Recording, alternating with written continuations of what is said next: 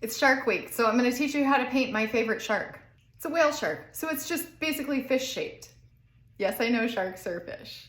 I got these two reference photos from Unsplash. I used this one for the body, which is kind of long and squared off at the nose, and then the two side fins are just triangles. This one I used for the tail, which is kind of a V shape. We're gonna make the white spots with masking fluid. And you're like, I don't have that. Made another one to show you with crayon. Masking fluid is really just like rubber cement. It's glue that we're gonna put on and it's gonna mask off the paper, and then when we're done painting, we're gonna peel it off to reveal the white. I just went across the body of the shark and made lines with dots. Some of them were individual dots and some of them were more just lines. As long as it's got dots, it's gonna look like a whale shark.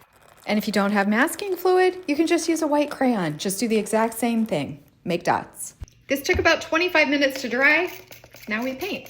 I'm gonna mix some of my darkest blue with a little orange to get a darker blue. And now we just appreciate the squeakiness of the masking fluid.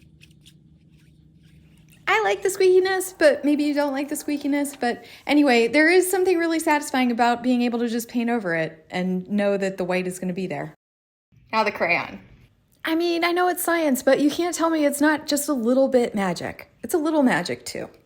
Nothing fancy required. For the background, I did a kind of light wash of blue, and then I added more paint around the edges. If you've got white in your watercolor set, splatter it, and you'll get like starbursts, but like ocean-y ones.